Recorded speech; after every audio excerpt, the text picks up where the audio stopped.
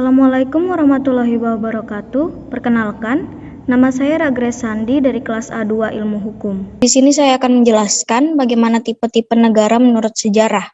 Yang pertama ada tipe negara Timur Purba.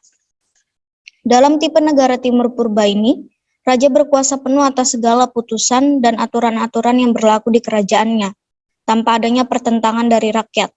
Penguasa atau raja berbuat sesuai kewenangannya, di mana raja dianggap sebagai dewa oleh masyarakat, dan kedudukan raja ini bersifat absolut atau mutlak, turun-temurun, dan kepemimpinan raja sampai seumur hidup. Oleh karena itu, ciri-ciri tipe negara Timur Purba yaitu pertama, bersifat teokratis atau keagamaan, di mana suatu pemerintahan yang berdasarkan keagamaan, biasanya kepala negara atau raja dianggap sebagai dewa. Yang kedua, bersifat absolut atau despotisme, di mana seluruh putusan raja harus mutlak dijalankan, dan di sini pemerintahan tidak disokong oleh rakyat ataupun golongan lainnya. Yang kedua, ada tipe negara Yunani kuno. Tipe negara Yunani kuno memiliki ciri-ciri yaitu tipe negara kota dan demokrasi langsung. Negara Yunani kuno mempunyai tipe negara kota atau polis.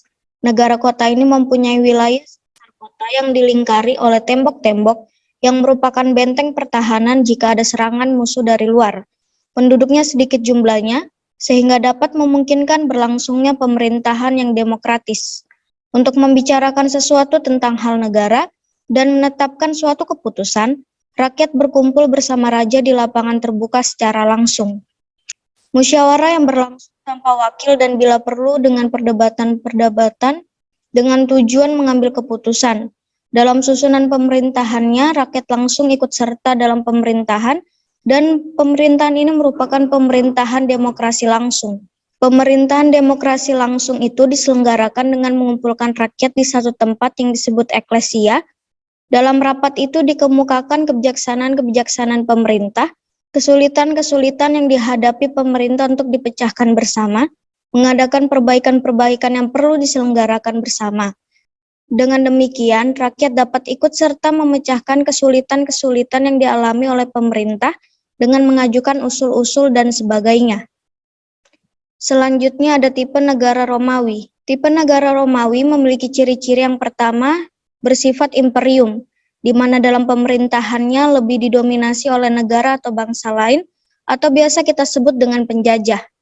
Ciri yang kedua dan ketiga yaitu pemerintahan dipegang oleh kaisar dan bersifat absolut. Pemerintahan pada tipe negara Romawi dipegang oleh kaisar, yang menerima seluruh kekuasaan dari rakyat atau disebut dengan kaisarismus. Pemerintahan kaisarismus adalah secara mutlak menerima seluruh kekuasaan dari rakyat berdasarkan kepercayaan rakyat kepada penguasa atau raja. Kekuasaan rakyat yang diserahkan kepada penguasa atau raja sifatnya tidak turun-temurun. Jadi setiap pengangkatan raja yang baru, rakyat menyerahkan kekuasaannya kepada raja yang baru diangkat tersebut, dan sesudah itu tidak dapat dicabut kembali. Setelah rakyat menyerahkan kekuasaannya, maka kaisar menjadi wakil rakyat yang bertindak atas namanya. Perjanjian penyerahan kekuasaan itu diletakkan dalam Lex Regia, yaitu suatu undang-undang yang memberi hak kepada kaisar untuk memerintah. Selanjutnya ada tipe negara abad pertengahan. Tipe negara abad pertengahan muncul setelah jatuhnya Imperium Romawi, sehingga sejarah pemikiran tentang negara dan hukum memasuki zaman baru. Sejalan dengan runtuhnya peradaban bangsa Romawi, keruntuhan ketatanegaraan pun tidak dapat dihindari. Sebaliknya kekuasaan dari agama Kristen semakin berkembang dan kemudian menggantikan sistem ketatanegaraan menurut ketentuan gereja. Oleh karena itu, tipe negara abad pertengahan memiliki ciri-ciri. Yang pertama, adanya dualistik. Maksudnya ialah adanya pertentangan antara penguasa dengan yang dikuasai, pemilik tanah dengan penyewa tanah, golongan negarawan dan golongan gereja. Yang kedua, adanya feodalisme. Di sini dimaksudkan adanya pertentangan antara pemilik tanah dengan penyewa tanah. Ketiga, sekuarisme. Di sini dimaksudkan adanya pertentangan antara golongan negarawan dan gerejawan. Yang keempat, student state. Yang dimaksud di sini adanya pelapisan-pelapisan dalam masyarakat yang akhirnya juga menimbulkan pertentangan.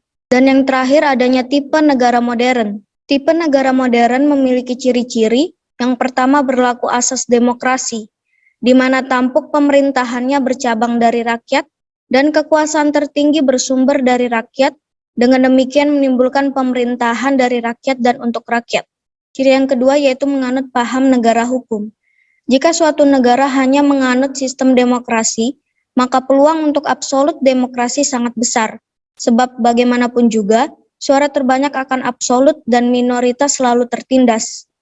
Guna menjaga negara demokrasi yang menimbulkan kekuasaan absolut, maka diberikan unsur negara hukum yang berfungsi membatasi negara demokrasi. Dengan adanya negara hukum ini, maka muncullah konstitusional, yaitu suatu paham yang menghadirkan aspek hukum dalam menjaga akses pelaksanaan demokrasi atau berdasarkan konstitusionalisme. Ciri yang ketiga yaitu susunan negaranya kesatuan, di mana di dalam negara itu hanya ada satu pemerintahan, yaitu pemerintahan pusat yang mempunyai wewenang tertinggi. Sekian dari saya, terima kasih.